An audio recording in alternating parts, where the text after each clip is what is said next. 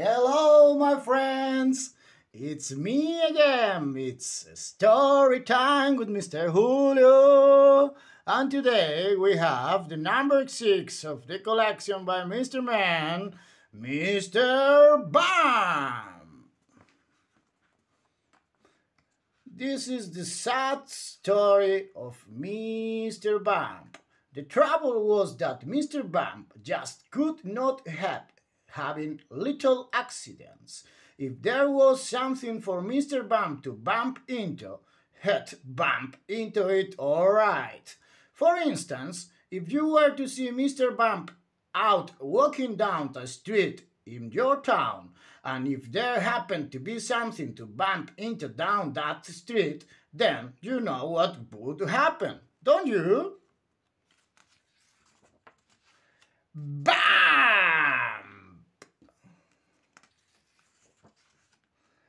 Mr. Bam was just the same at home. He lived in a extremely nice home, but even there he couldn't help having those little accidents. For instance, one morning when Mr. Bam went outside his house, he noticed that the chimney pot had come loose in a storm the night before. I must fix that before it falls off, thought Mr. Bump to himself, and he hurried to his garden seat to fetch a ladder. It was a very, very long ladder. Mr. Bump walked up the garden path with the ladder on his shoulder. He turned the corner of the garden path. Crash! went the living room window. Oh dear, thought Mr. Bump, and he turned to see what had happened. Crash! went the kitchen window behind him. Oh dear, thought Mr. Bump again, and he rested the ladder against the wall of the house so that he could climb up on the roof to mend the chimney pot. Crash! went the bedroom window. So you can see how Mr. Bump had his little accidents. Mr. Bump had many jobs, but somehow they never seemed to last very long. As soon as anything got lost or broken or splintered or chipped or snapped or cracked or torn or bust or wrenched or crunched or split or slit, Mr. Bump got the blame. For instance, when Mr. Bump worked on a farm, he tripped over the farm dog and split the milk which he was carrying for the farmer's wife, and which the farm cat lapped up. For instance, when Mr. Bump was a postman, he got his hand stuck in a pillar box, and they had to fetch the fire brigade to come and set him free. For instance, when Mr. Bump was a bus conductor, he fell off the bus and couldn't catch it up again, and all the passengers traveled without having to pay.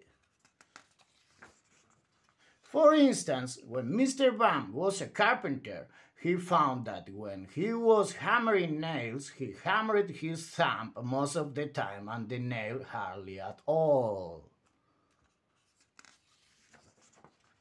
In order to recover from this series of rather unfortunate happenings, Mr. Bump decided to take a holiday. There he could think about what sort of job he could do where he wouldn't be such a nuisance to everybody. So off he set to the station to catch a train to the seaside. While Mr. Bump was on holiday, several things happened. For instance, he fell off on a boat into the sea and the lifeboat had to come and rescue him. For instance, one day when he was quietly walking along the beach minding his own business, he got his foot stuck in a bucket and as he couldn't get it off, he had to walk around with it on his foot for hours. For instance, another time he was walking along the beach when he walked straight into a large hole that somebody had dug, and he had to stay there all night because he couldn't climb out on his own. However, despite all those little accidents, Mr. Bump enjoyed his holiday, and while he was there, he had a splendid idea about what sort of job he should do. It was quite the best idea Mr. Bump had ever had, an absolutely splendid idea. And now Mr. Bump works happily for Mr. Barley, the farmer. Mr. Barley has a rather large apple orchard on his farm, and that's where Mr. Bump works. Mr. Bump's job is picking apples, but he doesn't use a ladder to climb up the tree to pick up the apples like other apple pickers. Oh no, Mr. Bump has a much better way of picking apples than that. He just walks about, and before long Mr. Bump, being Mr. Bump, walks into a tree. BAM!